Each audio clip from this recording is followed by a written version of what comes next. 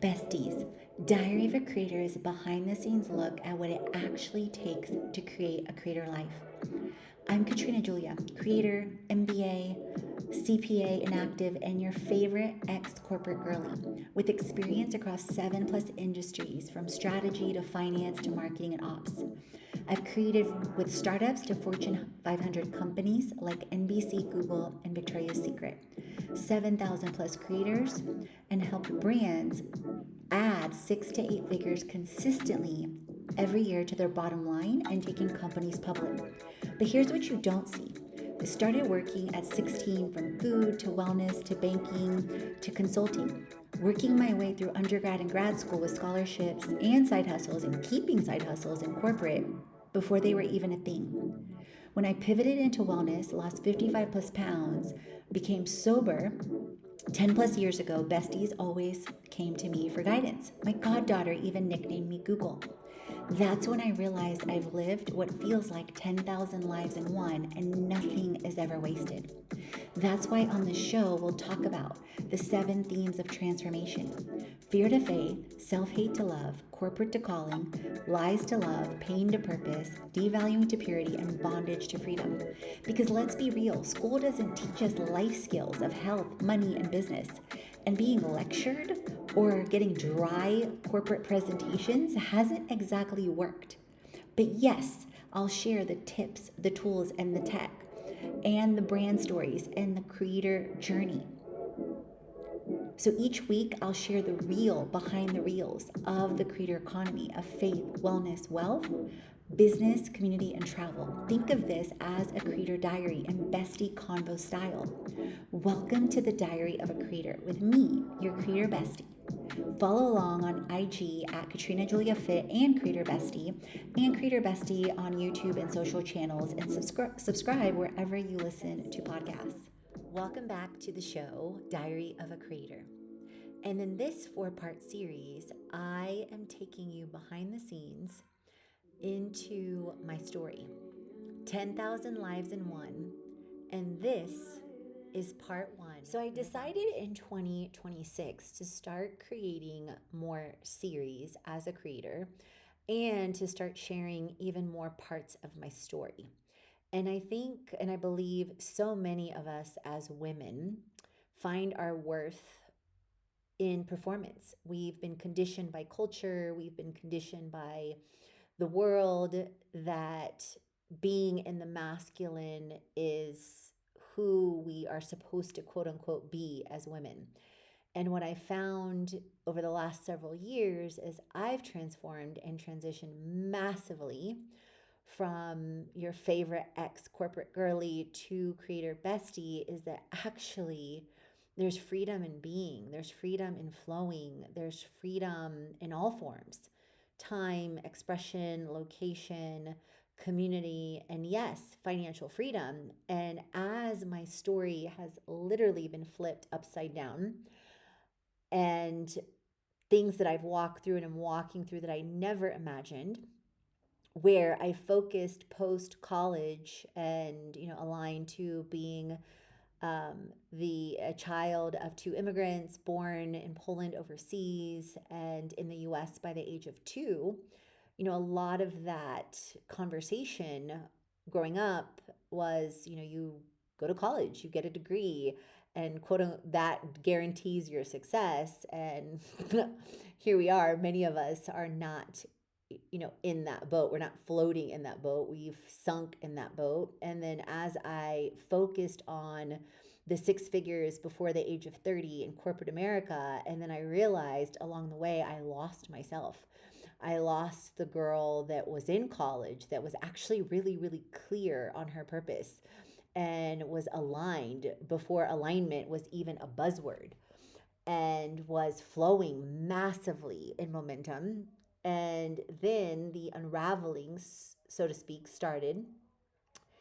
And I find myself, as I'm sharing this 4-part series, I find myself in the boat of I have reached freedom of time, expression, location, community, and flow, and not yet in financial freedom.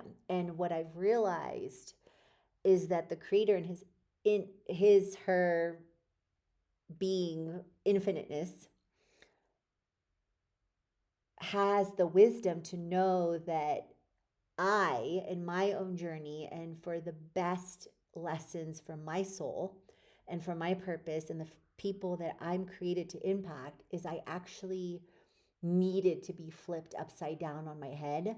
Because if I would have received financial flow as easily as before, I would have yet again missed the pivotal points, the purpose, and the freedom in all forms. And so it's interesting now as I stand on this precipice of, what's happening next in my life and reflecting on the series. So here we are, 10,000 Lives in One, and I'm just getting started. Part one, the foundation. Conceived in Bulgaria, born in Poland, 10 months in a refugee camp in Italy. I was the only baby at that camp. My mom still tells me stories all the time of how they would say all the time to me, "Che bella bambina," and bring me gifts all the time. And in America before I was 2. And I'm testing something new. I launched on Substack about a month to 2 months ago. So I'm going to include the link to my Substack so that you guys can read along as the posts come out. I'm not yet fully aligned with what's posted on Substack, with what's on my show and on my blog and with what's on my show. So I'm A/B testing different versions or different things between my blog and Substack as well.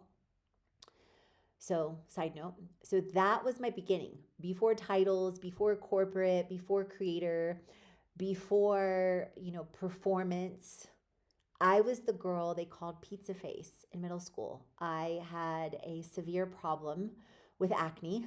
So if you have ever walked through problems with acne, I see you, I was you, I am you. The girl they called crossover.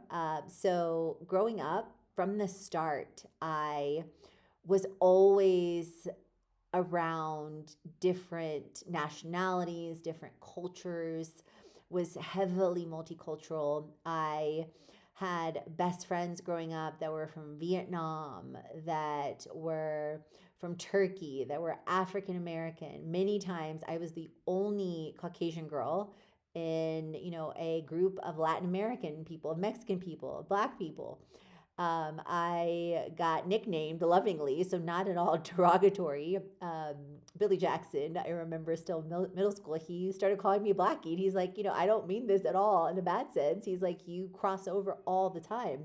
He's like, and him and another really good friend in college, Demoris, he's like, you're always you. Like, you don't get lost in trying to be someone else when you're around different cultures, that you're naturally curious, but you're still real, but you still like laugh and learn.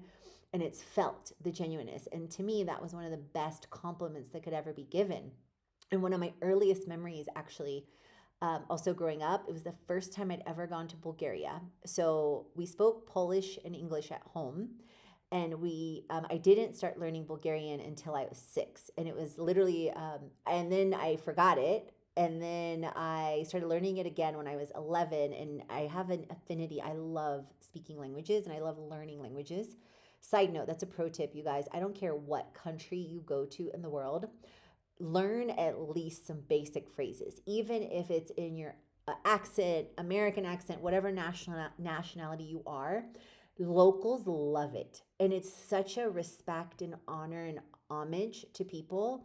Like, even when I've gone to, Thailand several times, I learn like basic words, kapunka, soanika, and they love it. Bali, I probably know Indonesian now or Balinese, at least like 20-30 phrases, like mantap jiwa bestie. And like, that's a completely local saying. And the locals like eat it up. So I digress. Um, so so the girl they called crossover. Oh, the memory in Bulgaria. So I'm using my Substack as a frame of reference, but I'm also letting myself flow freely as things come to my mind, or like I like to say, divine downloads. So my earliest memory in Bulgaria, we went when I was 6 years old. My mom was pregnant with my brother. And I remember vividly going down to the playground. I think I spoke like 2 or 3 Bulgarian words, like kaksi, like how are you? Um, and there was all these groups of kids, and literally all I had was my spirit, my energy, and my body, aka hand motions. I remember there was this huge like dome like jungle gym in the playground, and I remember I was climbing all over it, and I was very vividly, a foreigner, because everyone else pretty much had black hair, pale skin. Here I am, blonde girl with, slightly tan olivey skin that says a few choice Bulgarian words. And that's all I had was a spirit energy. And yet, all the kids were like smiling, laughing, talking to me. And my mom was talking about how my mom has a memory like nobody I've ever known, ever. It's insane. And she still tells me, she's like, that memory and like watching you from the balcony or watching you from the side, she's like, that reminds me so much of who you are. Like, you, language, barriers, cultures, nothing like doesn't stop you. And so I share that memory. And I even started like reflecting on it more and more and more on the last 2 to 3, 4, 5 years, especially as I've been traveling the world, because I've been returning to that Katrina. And I share that memory as an invitation for you to reflect backwards on who you were and naturally as a child.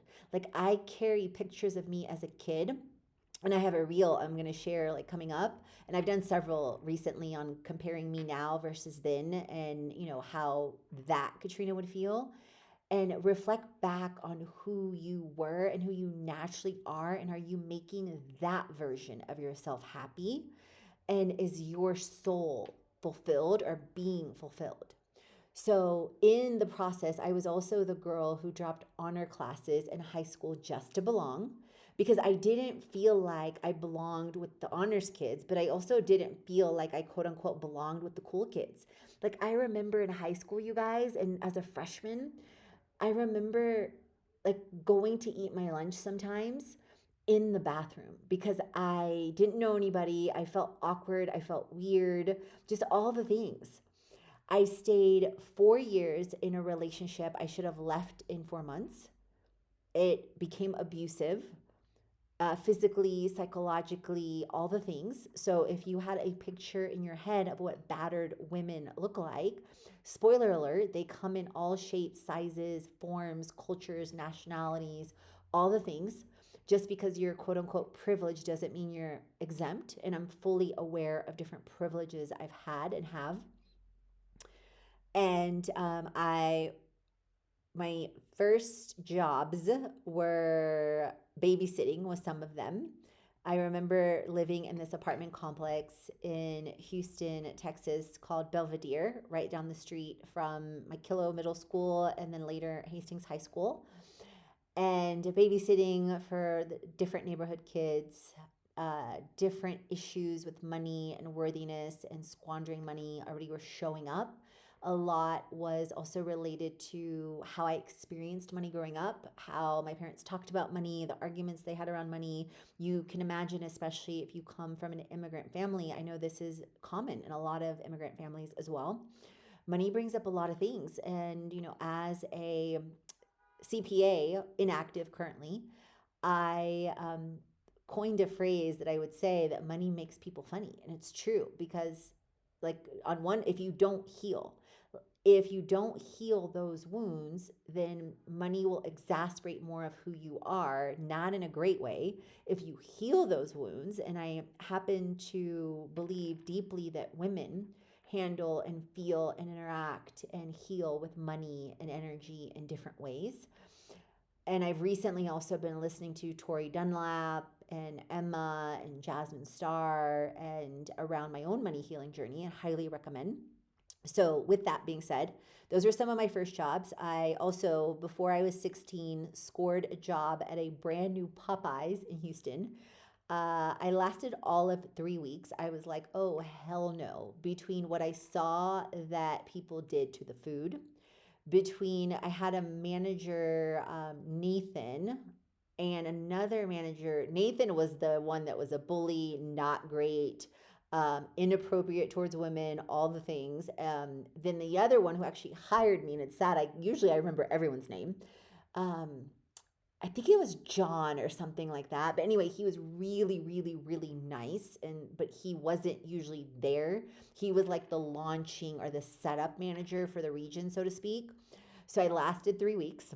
My parents berated me as I wore dicky pants, smelled like fried chicken when I came home. Definitely remember that. Worked IHOP as a hostess, and I remember being there on Christmas, and they were forcing us to work Christmas and New Year's. I ended up getting I was there Christmas Eve, I believe, or Christmas Day. Then I ended up getting super sick and throwing up. Then I think, if I remember correctly, I quit before New Year's. I was like, oh, no way. And I'm reminded a lot of the times of Jamie Kern Lima's story, the one who wrote Believe It, Worthy, which was my word of the year 2 years ago. My word this year is surrender. And I'm definitely being tested on that in so many dimensions of things I want to control or have now or be and do now. But then I'm also being pulled back to look at things holistically, like surrender. What's really the best thing for me right now, divinely and practically, and what impact is it having on other people around me? Then my mom, actually, she worked as a pharmacy tech at West Houston Medical Center. She connected me with a doctor's office, Dr. Jabori, an oncologist that worked there. And it was one of the best things that happened to me from so many different dimensions at 16. The job was supposed to, quote unquote, be supposedly a month. Well, I impressed them so much at organizing, at billing, at doing things in a week that they thought were going to take a month, that they, within 2 to 3 weeks, were like, we want to keep you ongoing full time. We love you. We love your energy, etc. So I ended up becoming a billing assistant to Marcia, who was from Cuba, who actually became my godmom during my confirmation and became really close to our family. I learned at the time, I was already taking Spanish classes, so it was my third language. He had a lot of patients coming from Brazil, and so in interacting and talking with them, I started speaking Portuguese. And we would go to lunch with this lady patient named Elena, and more and more, I got to practice Portuguese. And I still really, really understand a lot of Brazilian Portuguese. I haven't really gotten to practice it. I remember obrigada, todo bem. I was taking it on Duolingo because I thought in 2020 I planned to set up another creator retreat in Brazil that year, but then the pandemic happened, then the cancellations, isolation. Then I decided the end of 2021 that whatever the rest of the world wanted to do, fine. I was not going to be a part of it. I was going to leave Atlanta and travel the world. So that's what I did. I've definitely always been an out of the box, contrarian, black sheep, whatever you want to call it, from the time I was born, little. Even my dad tells me memories when I was running around on the around the basilica in Rome, that he could already, and my mom tells me he could already feel the strength of my personality, and that I was never going to conform. Although I did in a lot of ways that I wish or pray I wouldn't have allowed or invited or accepted, but I did, and that's a lesson and a shift from pain to purpose in itself. So when I was working at the doctor's office, I also started working at Kroger as a checkout clerk. It's a grocery store in the United States, for those of you listening that may not know. And I initially, as I said, I thought the oncology job was going to be a month. It ended up being longer. So for a while, I worked both jobs. Then I shifted to another doctor's office. I'll share more on those experiences later. I stayed at Kroger about 2 years. I ended up quitting alongside getting away from the abusive relationship. Then, when I was about 20, I ended up in the same week getting a job at Continental Airlines, now United. They merged, and at the credit union. I should have said yes to both, honestly, because I probably could have swung both, looking backwards. But at the time, I remember I got the job offers on my dad's birthday, January 21st. My brother's is the 29th. So also a fun fact, my dad is 21st, 29th, and then I'm October 7th. My mom is October 5th. So we're literally birthday babies. And so I said yes to the credit union. And initially, it was also going to be a part-time role. I'll share more stories on that coming up. and it ended up shifting from part-time to full-time when my boss, Lana, at the time saw that I was successfully juggling my college 4 or 5 classes and work and always on time and always performing really, really well, completing trainings and learnings. I've always done well when I have multiple things I'm juggling. Is the more I started reflecting, it's part of it is I think it's like I love the project management skill. I love dashboards and what it does for me. If you're a multi-passionate, you're going to resonate with this deeply. What it does for me is it doesn't keep me hyper attached to any one thing and the outcome of that one thing.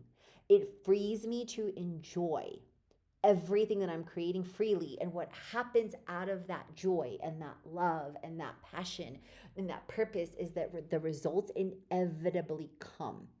So, with the credit union, I climbed from teller to full time to financial services to operations associate to vice president before 30. There's a whole story around that. The credit union was an amazing experience for me as well, 7+ years through undergrad and grad school. So, coulda, woulda, shoulda, but at the same time, I loved what happened out of it. Then, while I was in school, and I wanted to have, so part of initially in college, I was taking classes at Houston Community College and at University of Houston. But University of Houston at the time was really heavily a commuter college. And most of the classes I went to were at night, and I didn't live on campus. I'm sure that was part of it. And the fact that I was walking through an abusive relationship. At the same time, I really, really craved and wanted a college community experience. So, what's interesting is also pivotal. Now I talk about like college versus the creator economy. And if I was 16 again, now I would not go to college. At the same time, I love what college curated and created in me and gave me a platform in the sense of community. I met 2 of my best friends in college, Janelle and Angela, and Janelle is now an angel in heaven. She passed away from cancer in 2014. Can't believe 13, 14. Oh my God, 13. It's been over 13 years, 13 years this December. Angela is still alive and well, thank goodness, thank God. And I met them. We started organizations in college, Millennium Models, it's still in existence today. And the models is an acronym that I crafted, making optimum differences in everyone's lives at SAM. So I loved my college experience. At the same time, if I was 16 now, I see what the creator economy gives us and curates us, and especially with different platforms and organizations that I'm involved in, like Herbalife Nutrition, like communities I've been a part of, like Jasmine Stars, like Luma, a new platform online, like Eventbrite, like so many things that exist today that didn't then. When I was in college, I was already negotiating over $100,000 budgets with the board of directors as the vice president of program council. I put on casino nights. I put on a event I created called the World of SHSU that is still in existence today. And I love seeing and hearing how it's evolved. The last conversation I had with a friend, Derek, that had took it on several years ago, it was basically literally a world of SHSU. We had so many different cultures and communities that I curated a talent show outdoors in this pit that we had at Sam Houston State University that had, like, it was outdoors. You step down in like steps in the grass, essentially, that they also served as a stadium, so to speak. So I curated a talent show with several different acts, and from fire dancing, exhibiting the Hawaiian culture, to myself and JL performing. And JL is African American, and we performed a poem slash song together. She's such an amazing songbird. We also performed it again with the NAACP on the college campus, and then to dancers, to everything in between. Like, it was amazing.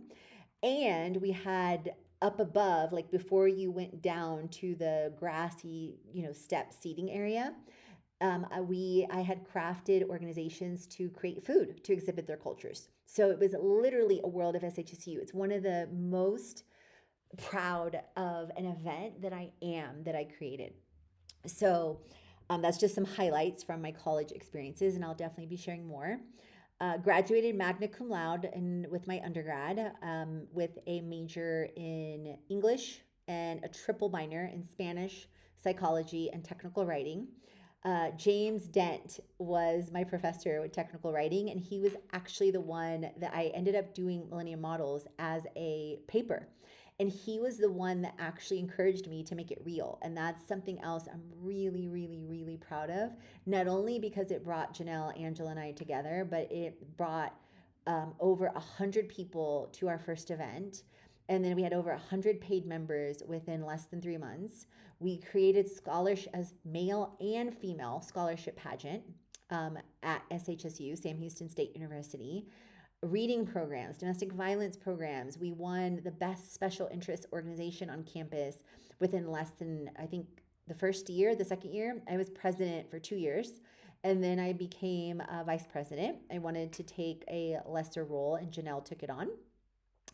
I got my MBA, my master's of business administration and management, while taking 27 hours because with the degree I graduated with bachelor's, I didn't have a business degree. So I had to do I got to do a lot of prerequisites in business. And again, I love to learn. You guys love to learn. So that's why it's such a contradiction. You probably hear me saying if I was 16 now, I wouldn't go to college. Well, I would learn in different ways. I would learn online. Like, for example, Creator School, which is the creator school I created, is the creator school I wish existed when I first started as a creator. So I was taking 27 hours while working full time at the credit union. I ended up graduating even with the prerequisites because I took on so many hours. Like, I would never drop under 18 hours from the time I graduated with my undergrad until I graduated with my master's. So I ended up graduating in a year and a half. So they were estimating it would take me 2 to 3 years, but I ended up accelerating it. And it was interesting because I was debating between going for my master's at U of H, University of Houston, or Sam Houston State. And Janelle, she actually had put together like what a lot of times ChatGPT does now, right? She compared for me without me asking her, like, hey, here's what's going to happen if you go to U of H. Here's how long it's going to take you, even if you accelerate hours and take correspondence online. And here's what it's going to cost you. And it was more. And it was going to take more time versus if you stay at Sam Houston State University, and live with us, you're going to save money, do it faster, etc. So this was all before the creator era. And you guys, I want you, besties, I want you to think about every single person you come across on social media, whether they have 10 followers, 100 followers, 1,000, a million, 10 million, whatever. Everyone has a story far before the creator economy, and especially depending on the generation and the value that people bring. And so remember that. And if you only see the highlight reel, you miss the resilience reel, you miss the story reel, the journey, the story, the insecurity, the ambition, the hunger, the process, the grit. There were so many seasons where I didn't love myself, or fear or hate drove me. So let that sink in depending on where you're at. There were seasons where I was thriving. There were seasons where I was surviving. There were seasons where I didn't love myself, but nothing, I believe wholeheartedly, everything happened and is happening for me, and nothing was random. And in the sense of so many times there's momentum when you keep repeating things, whether you eat great or you don't eat great. There's a consequence. And at the same time, we're given so much grace. But oftentimes we're blind to it, or we don't realize it out of our own wounds. For example, how women we are with wealth, how we are with money. There's so many things I kept doing and taking for granted that for years it was so easy for me to make money. So easy. It was so easy for me to receive credit from every direction until and when all that started changing. And it forced me to dig deep and to really go inside and heal those different money stories and walk through and create what I've coined as a money mess to a message. Or, people talk about a 6-pack of abs, I talk about a 6-pack of wealth. You'll see that in an episode coming up, and it's also already on my Substack, my Creator Cash Insights. Every environment trained me, every rejection refined me, every mistake matured me because I chose and I choose to turn pain to purpose. And will I sit here and lie to you and say any of this is easy? No. I have moments like I readily choose, purposely choose Philippians 4:8. What is lovely, pure, praiseworthy? How is this happening for me? But that doesn't mean I'm not human. That doesn't mean shit doesn't get real and it's not hard. And a lot of times from the decisions I've made, they've had consequences beyond me that I never foresaw that caused pain for me and for other loved ones like my mom. And I'm proof at the same time. I'm proof that impossible is a lie. And I heard a phrase this week. I was listening to a podcast with Myron Golden and Lewis Howe while I was updating some social media. And this even gets me emotional. It's like, will you believe in the identity of who you are and who you're created to be? Or will you believe in the lie identity? Lie, lie identity. That you're not enough, that you're not worthy. And it's like, oh my God, I wish I would have heard that 10, 20, 30 years ago and let it sink in. But obviously, that's not my journey. And Myron Golden, if you haven't heard his story, one of his books is From a Trash Man to a Cash Man. Like he commands now 25, 50,000 plus for an hour of his time. I learned about him from an episode or a video on YouTube with School of Hard Knocks. He has incredible wisdom. In that episode, I can't remember the title, but Google Myron Golden and Lewis Howe episode and you'll find it. They did a joint collab on it on YouTube, so it'll be easy for you to find. It was like a month ago. So proof I am possible and so are you. So this is some highlights from some of the foundation, how I grew up, college stories, money stories, family stories, and what's coming up next, part 2, the corporate era. And that's where things accelerate. And if you love this, comment on my Instagram post. I'm going to link in the Substack post, and within that, the Instagram post is also highlighted. And talk to me about your foundation. I would love to know because trust me, bestie, your stories matter. Leave a review on the show and include your handle and or your website, and I will shout you out. And as always, remember, create, transform, and inspire because you are born to.